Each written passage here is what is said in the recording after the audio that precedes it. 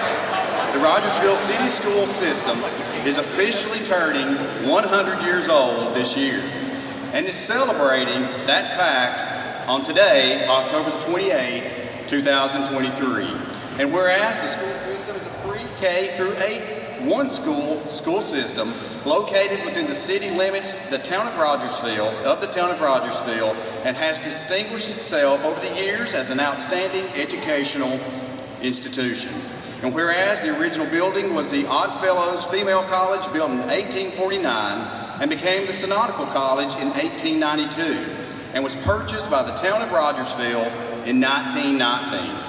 Whereas the original building was torn down and rebuilt in 1923 and became the Rogersville Elementary and High School until fire destroyed it in 1928. And whereas it was again rebuilt in 1929 and is still operating today with new additions being added in 1955, 1970, and 2000.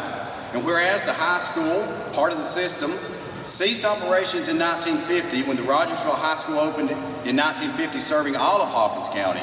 And whereas the iconic boxwoods on the front lawn originally came from the ships brought from England by the wife of John Young of Carter's Valley, and still grace the lawn today, having stood the test of time, weather, disease, and children playing in them.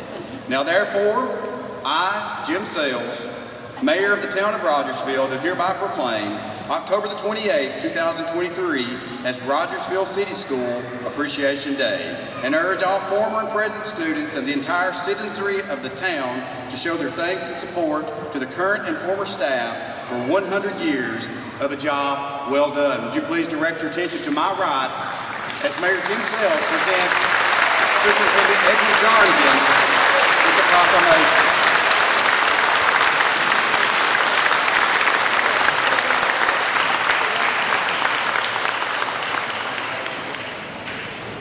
Please welcome to the podium RCS alumni and RCS Board Chairman, Mr. Reed Madden.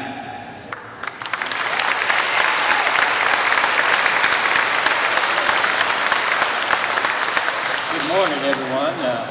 On behalf of the Rogersville City School Board, the faculty and staff, I extend our greetings to each of you and thank you for being here for this historic occasion. We are celebrating our 100th-year centennial, and our anniversaries are always opportunities to reflect on the past and past memories and to cherish them again. As we celebrate our 100th anniversary, we take pride in our founders' achievements as a result of their vision to provide a learning community that challenges all students to realize their greatest potential and their generosity to make sure that every child matters. We have gathered as a community to kick off today's events, and the committee has prepared a lot of activities today, and I know you're going to enjoy all of those. So again, welcome, and I'll now turn it back over to Gary Hicks. Thank you. At this time, RCS alumni, Assistant Technology Director here at Rogersville City School, and the pastor of Big Creek Missionary Baptist Church, Reverend Stephen McKinney, will give us our thought for today. Mr. McKinney. I think the best way for a thought for the day would be to pray. Prayer of thanksgiving. Let's pray. Our Heavenly Father, Lord, we thank you for this special day, and God, for each special person that's here. God, thank you for this school, for 100 years of awesomeness to our community, and Lord, for the teachers, the staff, the students. God, we pray that another 100 years will be just as great. Lord, I thank you for giving us time to be together. God, I ask that you surround our school with a hedge of protection. God, that you give us courage and strength to have compassion and to have love, and Lord, to see lives changed.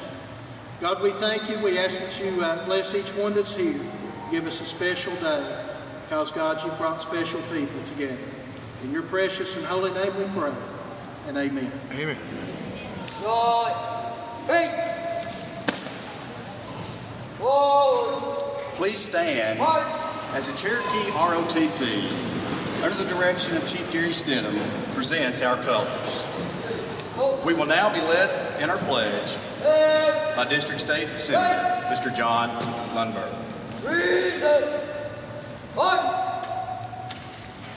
I pledge allegiance to the flag of the United States of America and to the republic for which it stands, one nation, under God, indivisible, with liberty and justice for all.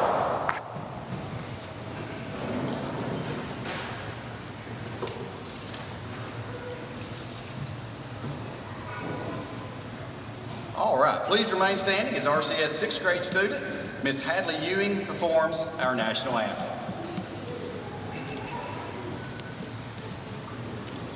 Oh, say, can you see by the dawn's early light what so proudly we hailed at the twilight's last gleaming, whose broad stripes and bright stars through the perilous fight o'er the ramparts we watched were so gallantly streaming, and the rockets' red glare, the bombs bursting in air, gave proof through the night that our flag was still there.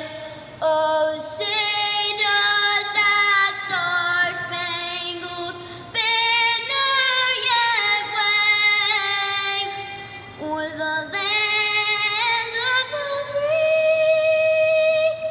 and the home of the brave?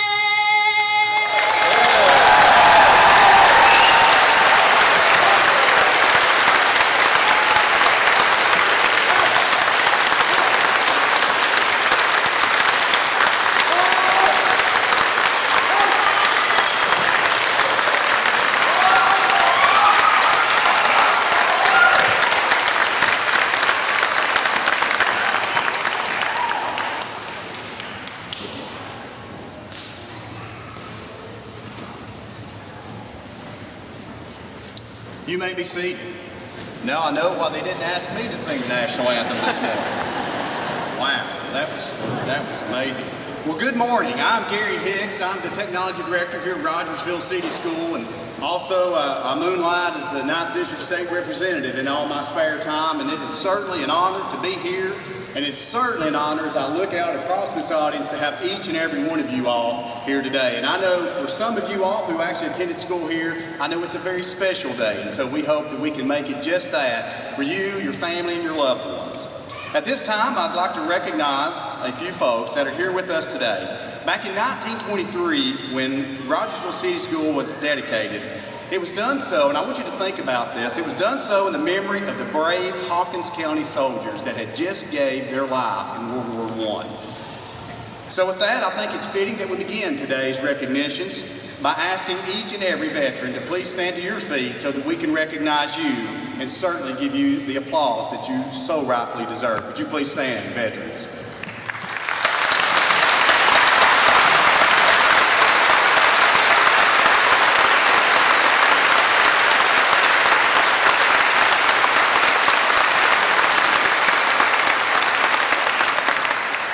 Thank you very much. Let's begin our recognitions. With the Rogersville City School Board of Education, please stand.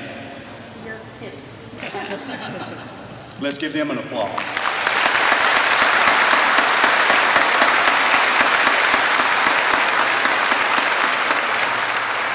Would the Rogersville Mayor and Alderman, would you please stand and be recognized?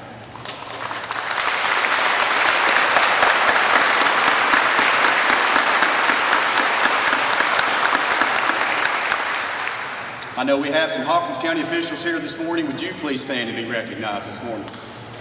We do have our sheriff in the back.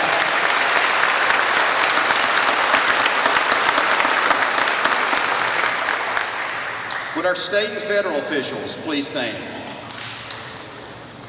John, that's your cue.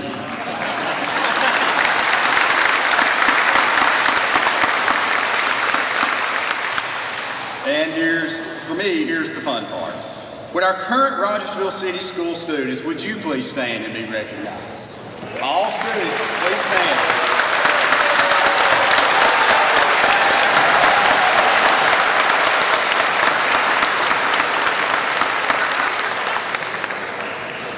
Now this is the part that's going to be really cool. Would all former Rogersville City School students please stand? There we go. Look around this morning. This is fantastic.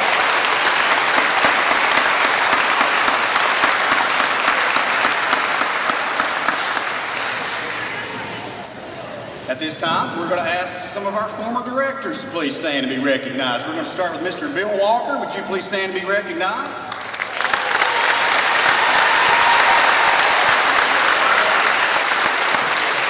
Dr. Gary Peevely, would you stand and be recognized?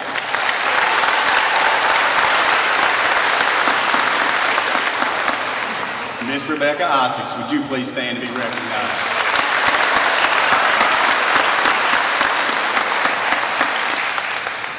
Our current director of Rogersville City School, Mr. Edwin Jarnigan, would you please stand?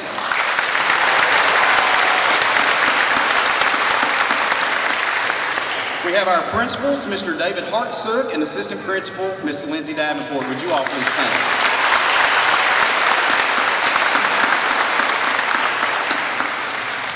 Would our current Rogersville City School staff, faculty, would you please stand?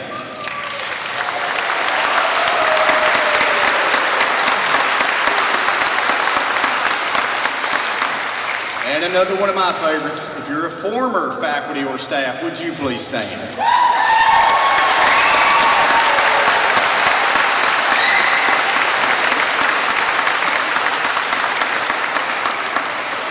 All right, let's give everyone a hand of applause for being here this morning.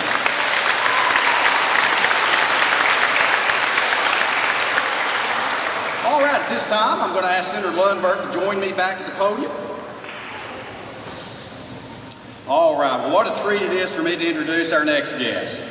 Both are from right here in Rogersville, meeting on bus number 48 in 1967. They will be celebrating their 52nd wedding anniversary in December. That deserves a round of applause right there.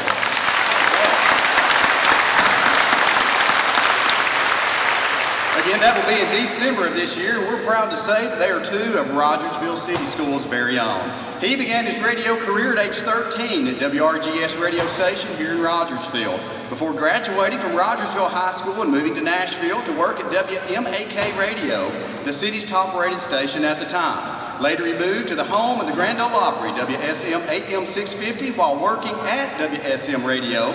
He began doing music reports for WSM TV in Nashville, which led to his being offered the host position for the state's longest-running midday magazine program in 1982. It was during that stint that an idea was pitched for the television show This Week in Country Music, which was co-hosted by Lorianne Crook and debuted in 1983. During this period, he also hosted and produced a series of specials, Funny Business with Charlie Chase and The Crook and Chase Show. She has been a researcher for the General Jackson Showboat, as well as an award-winning costume designer for regional theater productions. And we are thrilled to have her with us today. Ladies and gentlemen, please welcome two of Rogersville City School's finest, Mr. Charlie Chase and his wife, Karen.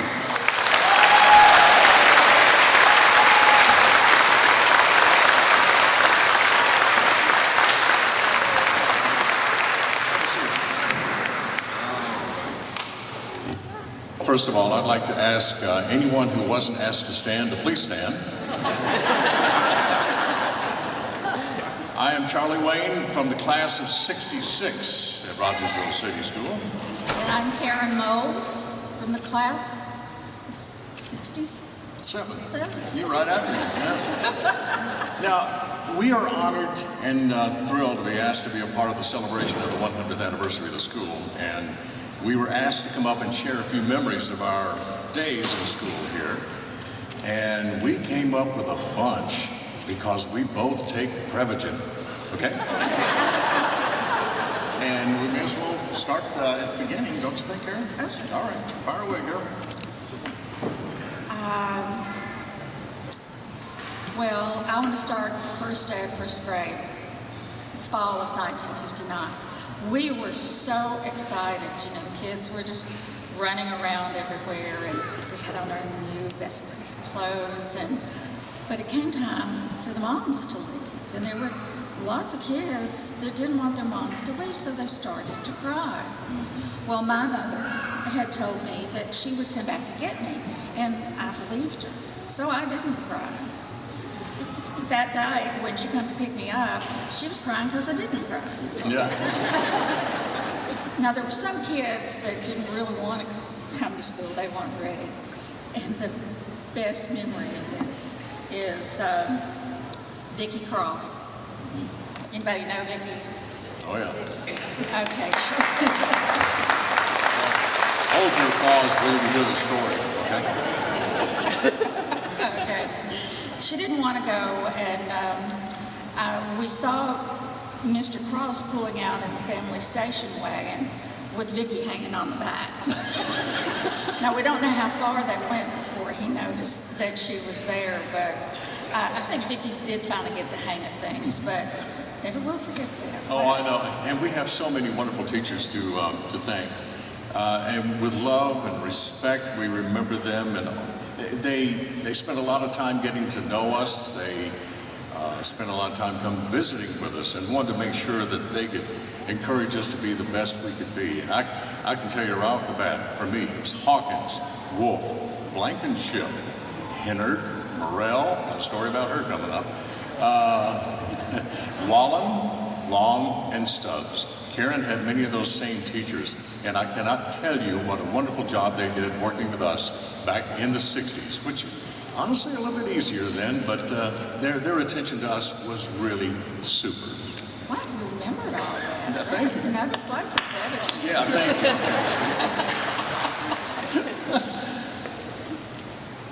There's something else that you always got into. Crafts. Yep.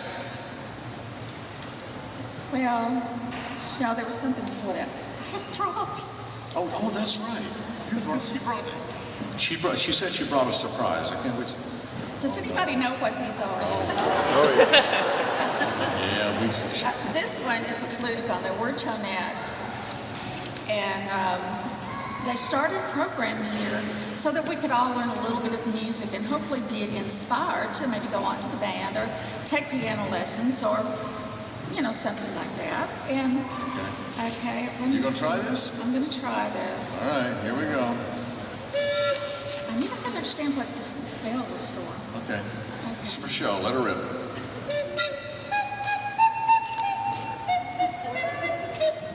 Okay, that's good. Okay, that's fine. That's fine.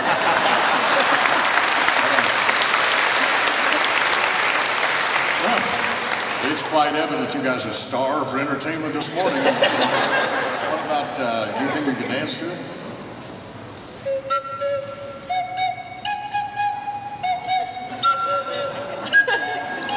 Louie, we gotta go now. That gotta go now. Okay. The band's up there going, what in the world is that song? Now to the craft. Okay, you excelled at that, obviously. What else? Crafts. Crafts being what?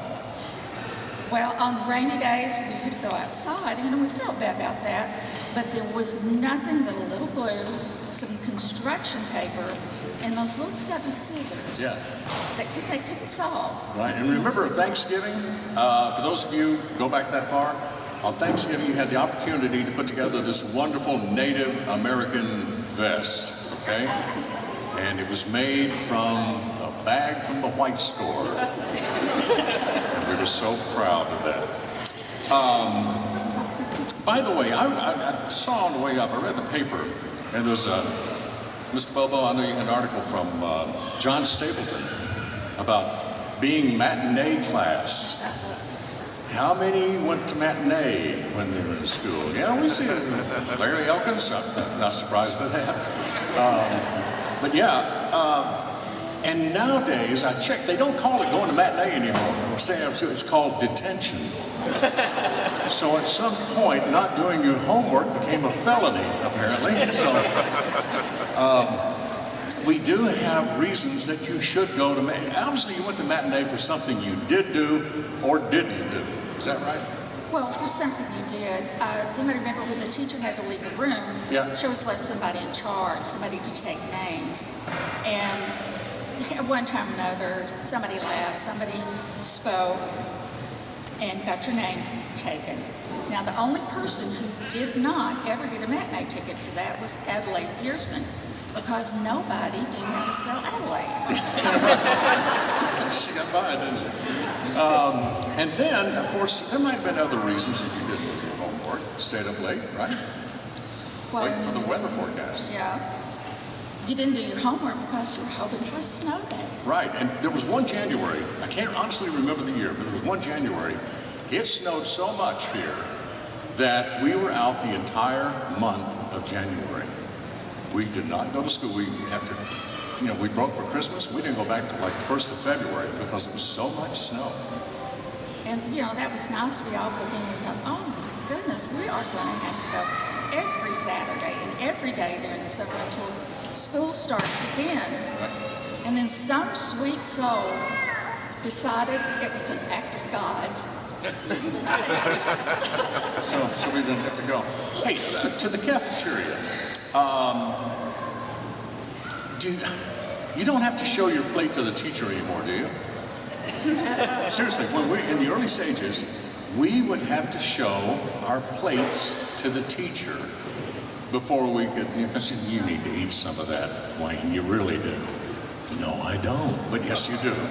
So, anyway, they finally stopped doing that, right? They did. I know when they started doing it. Okay, tell them. Okay, well, we always drank out of those beautiful, cute little glass milk bottles. Right. We switched to the cartons, and we could stuff all our food at home. That's right. Vicki knows that. We were talking about that earlier. I did learn a very important lesson when I was in 5th grade, Miss Morell's class, in the cafeteria. And that is, okay, first of all, God bless the cafeteria staff. They work hard. Why don't you applaud the cafeteria staff? You know, hard work they do every day. All right, now that I'm on their good side, let me tell you what happened. They served corned beef hash one day, and me, being the budding smart aleck in the 5th grade, made the comment to one of my buddies that looks like dog food. Well, that little snitch got the word back to Miss Morell. And I learned a very important lesson that day. The important lesson was, I do not like all food, but I must not call them names. And I remember that well because I wrote that 500 times. Something worse than that. I just didn't get caught. You didn't get caught, right, okay. Hey, we had the honor of seeing the Rogersville City Warriors, the girls basketball team, the Lady Warriors, play in the championship game in Smyrna earlier this year. Congratulations to them on that wonderful season.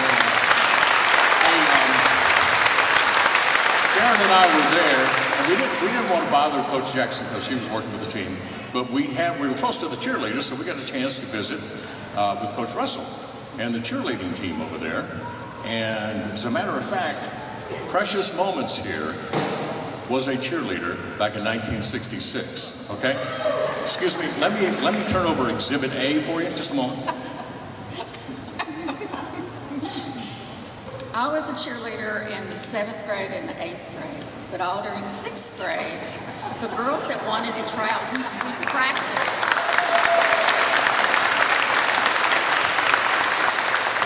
All during 6th grade, we would practice on the playground because we wanted so bad. And some of us made it, and I was one of those lucky few.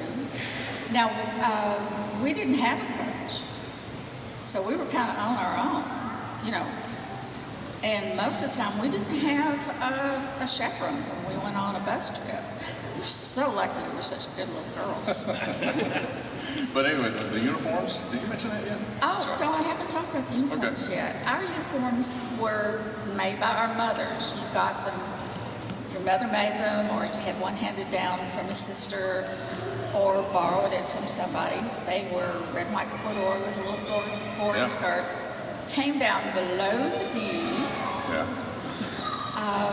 we got to go to the white store, White Way, and get red and white crepe paper and make our own pom-poms. There you go. And by the way, the evidence over there, I know it's hard to pass that around within the audience, but feel free to stop by and take a look at the pictures. That was Karen in 1966 with the rest of the cheerleading squad for the city school. They were very honored to be cheerleaders. Now, I also want to bring up Ms. Hennard. In the 4th grade, one of her exercises was to take an article from the newspaper, read it, and then get in front of the class and tell your story. Tell them what you read about. I remember taking a clipping from the Knoxville Journal about the Soviet space program called Vostok.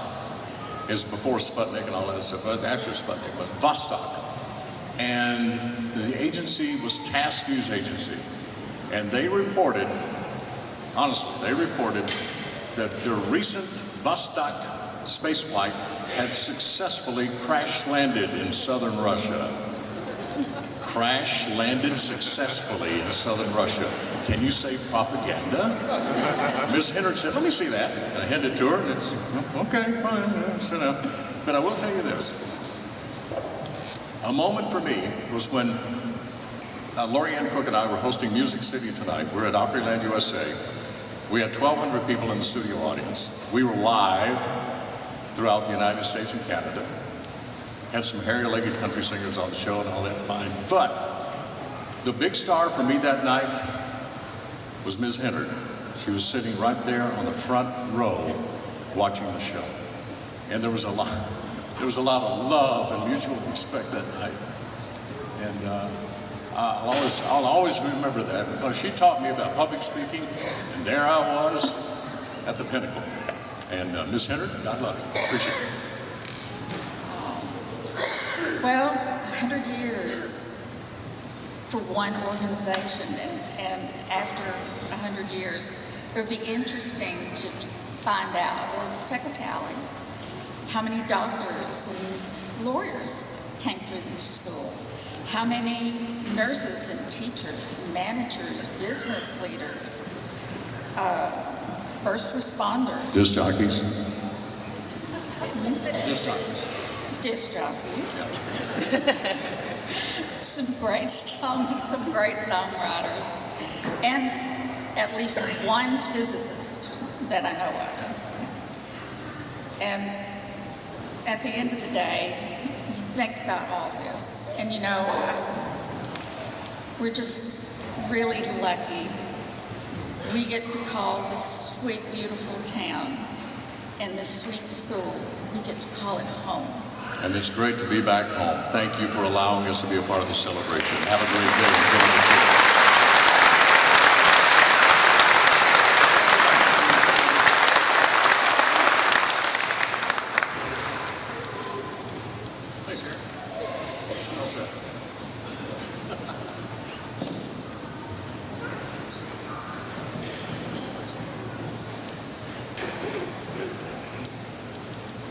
I won't ask you to stand, but how about another applause for Charlie Chase and Ken?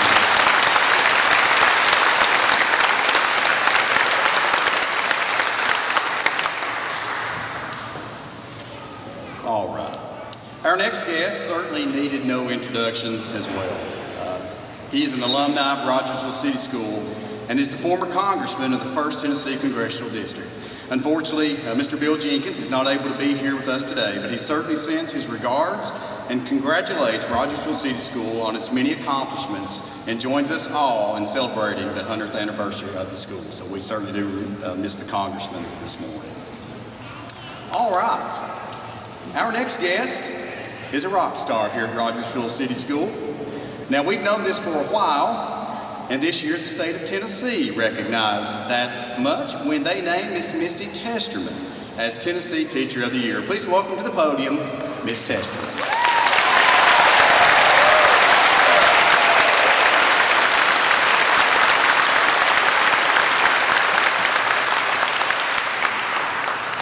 Good morning.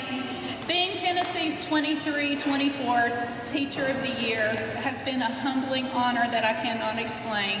but the highlight of my teaching career will always be the privilege of being able to spend it at Rogersville City School. When I walked in these doors 31 years ago, I was able to teach with many of the legendary teachers, assistants, and administrators who are here today. And now I'm able to teach with our young, energetic, fantastic young people who are the future of RCS. It's been the best of both worlds. For 100 years, Rogersville City School has been a special place. At Rogersville City School, you don't just move up to the next grade level and get a new teacher. Instead, you add a name to the list of people in this building who love you, care for you, and want you to succeed. It is a blessing for us as staff to get to watch our students grow for the years that they are with us. Once you are an RCS kid, you're always an RCS kid, even decades later. We are grateful that so many of our RCS kids are here today, and we can't wait to chat with you and hear your stories of your time here. So on behalf of our staff, thank you for joining us today, and here's to the next 100 years.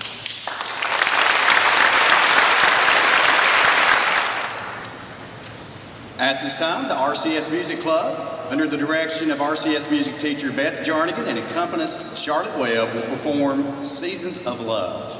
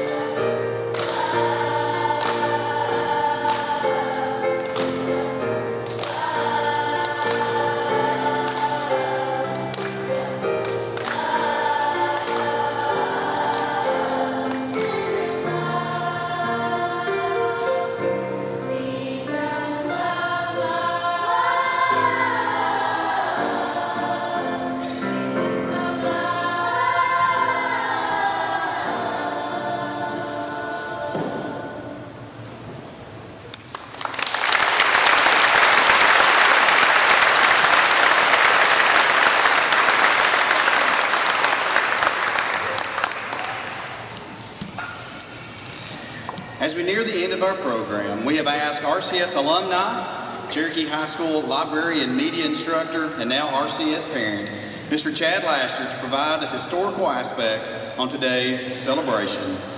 Mr. Chad Laster.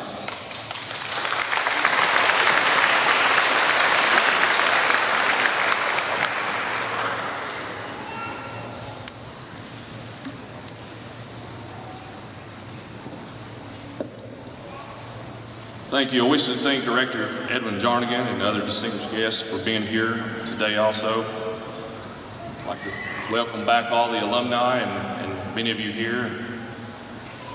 We welcome each of you back.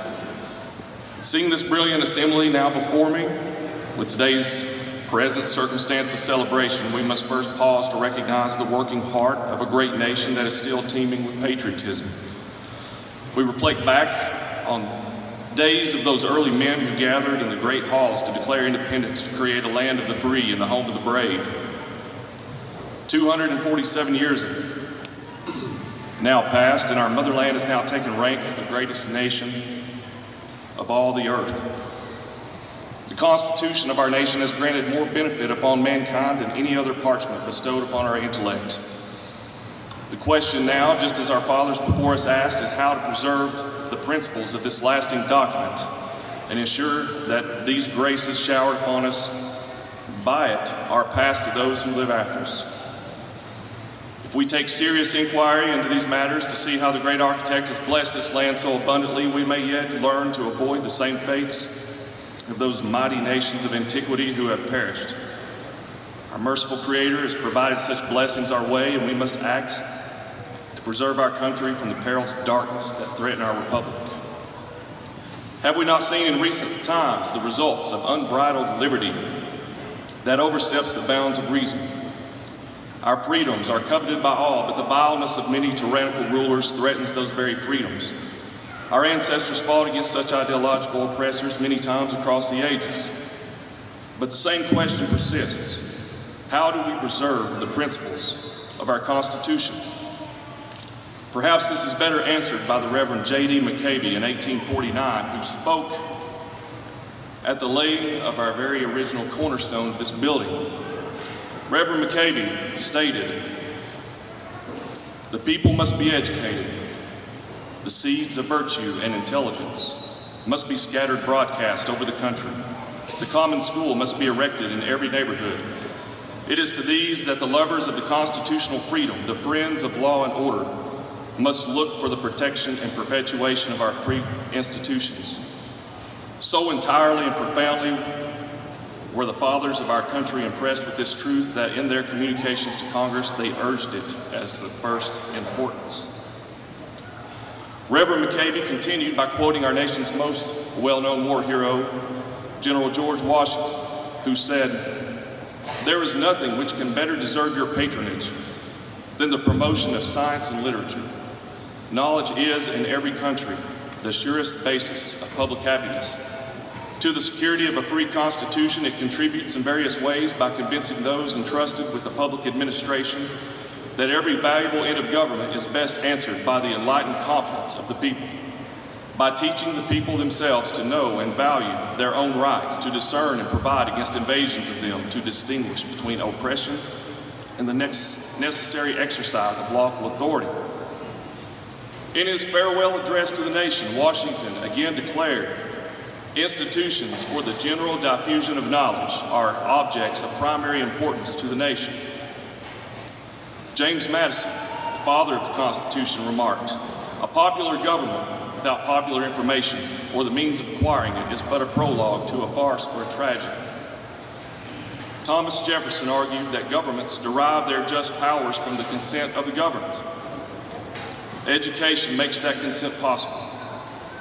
Jefferson also warned against the tyranny of government that would follow unless the people at large were educated at the common expense of all. John Adams was also very clear on the importance of educating every rank and class of people down to the lowest and the poorest, and that this had to be the care of the public and maintained at the public expense. In his Massachusetts Constitution of 1780, John Adams also placed education at the very core of it, declaring that wisdom and knowledge diffused generally among the body of the people are necessary for the preservation of their rights and their liberties. Tennessee Governor Austin Peay, speaking at this very same school at its dedication in 1923, he spoke of the extension of education to all classes of people as well, and stated that the decline of the empires of Rome and Greece fell through their neglect of their education of those people. Such knowledge and wisdom from these founding fathers and early leaders now leads us to our story here in Rogersville, Tennessee, at historic Rogersville City School. Today is a symbol of great and enduring principles for our Rogersville City School. We gather to celebrate 100 years of strength in education. Even this year, we have seen the Teacher of the Year for the entire state of Tennessee come from our ranks. Yet, let us not forget that our school structure was also erected as a memorial to those local brave souls who gave their lives in the ultimate sacrifice in World War I, also known as the Great War. Though those cannons have quieted their roar, the names of those soldiers 100 years later are still etched on the honorable tablet that towers near the north entrance to this school. As a student, I walked to this school every day for 9 years, but I was unaware of the mighty history of this inspiring place and of its lasting stories buried deep within its foundations. So let's dive into our past together and learn of these monumental chronicles. 2 centuries ago, an adventurous Irish immigrant planted his peach and cherry orchards about where each of us are sitting and standing right now in this early settlement.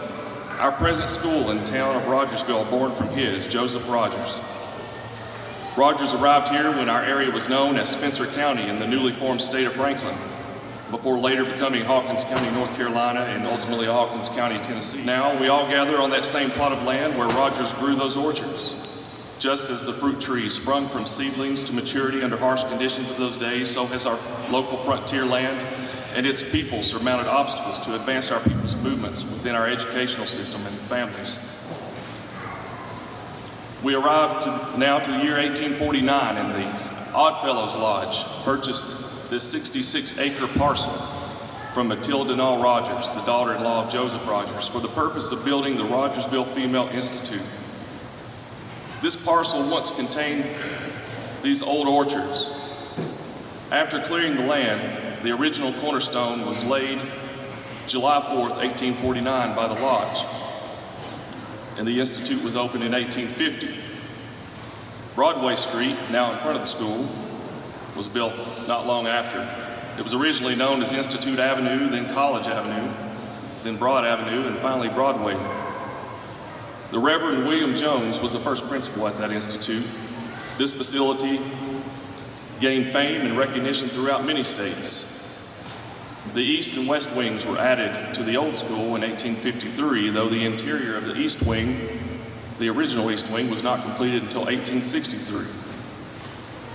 Fast forwarding, during 1892, the Presbyterians purchased the Female Institute, and it became known at that time as Rogersville Synodical College. This became a leading institution in the South for the education of women for many years. By 1914, other schools such as McMinn Academy were closing their doors, and the Synodical College started accepting local grammar and high school students. In 1919, the town of Rogersville borrowed $10,000 from King College and purchased this facility to house elementary through high school students. There was a small fire in the structure in 1921, and the building needed to be replaced. It was not in good shape. So it was cleared away, and construction began on a new school in 1922 on the original foundations of the old college. Local churches opened their doors and allowed students and teachers to use their space for classrooms until the new school was completed. The $125,000 school was completed during the spring of 1923 and had state-of-the-art classrooms for its day and an impressive teaching staff. On July 4th, 1923, a great ceremony was conducted by the town of Rogersville to dedicate the new Rogersville School. It is said that more than 10,000 people attended today's festivities, packed tightly into the streets of our tiny town. There was a grand parade through town, many speakers of great stature, a band concert on campus, and fireworks from the southern hills of town. Speakers of that day, July 4th, 1923, included Tennessee Governor Austin Peay, who gave the patriotic address, General L.D. Tyson, distinguished officer who helped to break the Hindenburg Line in World War I. Today's McGee-Tyson Airport in Knoxville bears the name of General Tyson's son, who was a naval aviator who died during the Great War. General Tyson also spoke separately to our Hawkins County parents that day who had also lost their children in the war. The names of those lost Hawkins Countyans, again, are still on the tablet on the north entrance as you walk into the school. Sergeant Alvin York, designated as the most distinguished soldier that the World War produced, was scheduled to be here that day also. However, his wife fell suddenly ill and he was unable to attend, although in the future he did visit Rogersville. And then there's Major George Berry, war officer and president of the Pressmen's Unit in Rogersville. He was also a member of the National Council of Defense and appointed to other posts by President Wilson. He spent wartime in Verdun, Paris, and Bordeaux. And then there was W.L. Gentry, a well-known educator in a force at Carson Newman College, who spoke with us that day. That fall, 22 seniors were entered into this school. Part of the school was known as Rogersville High School, and the other part was known as Rogersville Grammar School. Only 5 years later, in 1928, the school burned to the ground on a very cold, wintry night. The city was experiencing near-record temperatures, and much of the water from the hydrants was freezing up. The townsfolk were helpless, and they could only watch in despair. In 1929, the school was rebuilt nearly as an exact duplicate as the 1923 structure, costing only $65,000. The foundations, the front and east walls were used in restoring the new building. Throughout the 1930s, the school continued its academic excellence that it was known for while continuing to build strength in its athletic programs. After a 1926 state championship in men's track and field, the school saw both a 5-man and 11-man football schedule begin during the 30s, and basketball teams were a force to be reckoned with. Baseball had been a staple of Rogersville athletics since the 1800s, and several also played tennis. Some of these sports were part of the Upper East Tennessee Athletic Association. Several of our oldest long-standing sports rivals from the region include Newport, Greenville, Morristown, Kingsport, Irwin, and Elizabethton. During the 1940s, Rogersville football teams used makeshift equipment such as leather helmets and homemade pads laced together with shoestrings. Some of the school's trophies from the 20s and 30s still exist and are housed today at Rogersville Middle School. The 1926 state championship men's track and field trophy can be seen here today as well.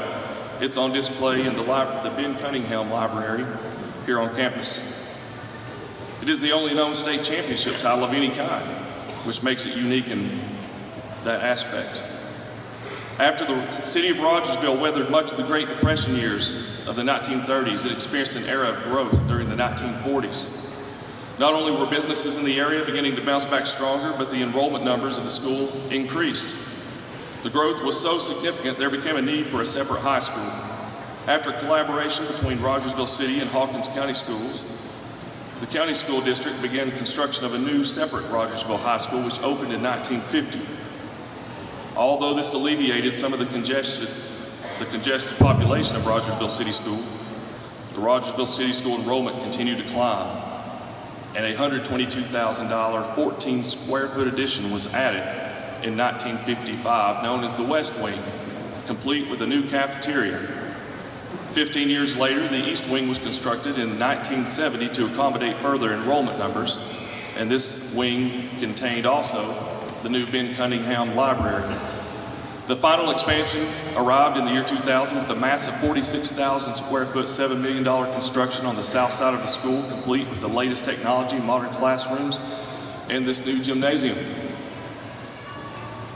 Enduring through wars, famine, and financial crisis, the Rogersville City School still towers tall and strong, a beacon of patriotism, strength, and education.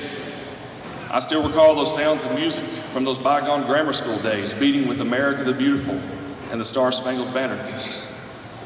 The staff and students of our institution during the old days were known as the greatest generation as they built our country, our towns, our schools, fought in the world wars and anguished throughout the Great Depression. Yet they marched onward with intestinal fortitude and exemplary lives. Let us not forget those from our very ranks who have answered our nation's call throughout all our generations. Some alumni here today are battle-worn even, with the scars of war emblazoned upon your memory. Let us give great honor to these folks, for they have made this a sweet land of liberty. so that educational establishments such as Rogersville City School may continue and flourish. And in closing, I'll leave you with this. Time is the impartial trier of man's work. 100 years of work before us can now be seen. Our townsfolk produce every type of layman and occupation. What we all do today will be tested by Father Time, and our ancestors will judge us by our work that is now before us. Let us labor with love to build what is good and lasting for our children and their grandchildren. Let us teach and build both minds and hearts. As our founding fathers understood and fought for very clearly, the education of our people is of utmost importance for the continuance of our existence as a nation. May we forever give thanks to our great Creator, and may God continue to pour His blessings upon Rogersville City School and all who travel upon its distinguished grounds or between its venerable walls. Thank you.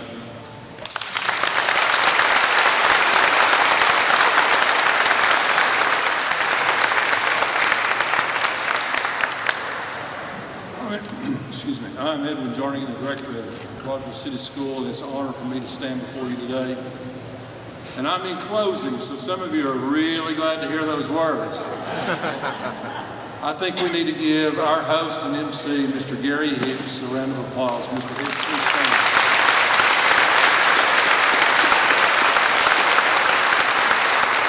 I personally have to thank our school board. They've been very supportive, especially of this day and other endeavors we tried to achieve. Matter of fact, I kind of wish this was 1 year away, because they have approved to put new carpet in the building that you'll see. So if you won't come back next year, you'll probably get to see some new flooring. Also, our mayor and our board of aldermen, they're supportive in finances and anything we've asked, and also their employees have helped greatly in this day. Charlie Chase and his wife Karen and everyone that participated in today's program, we say thank you, and let's give them another round of applause.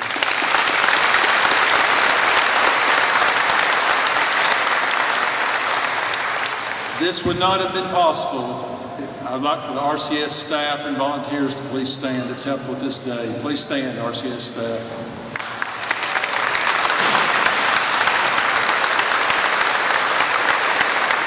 Thank you. And our banner sponsors, we've got 2 banners outside and some in.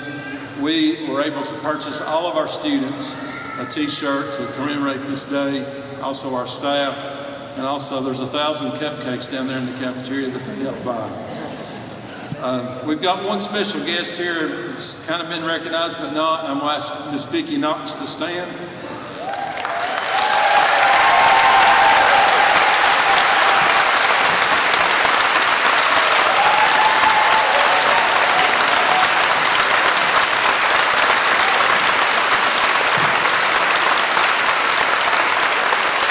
While you're clapping, listen to this. Ms. Vicki Knox has worked here 49 years, and she said she came to school 8 years. We've not checked her records to see if she's been retained, so she might have longer than that. She has dedicated 57 years to this school. What an honor.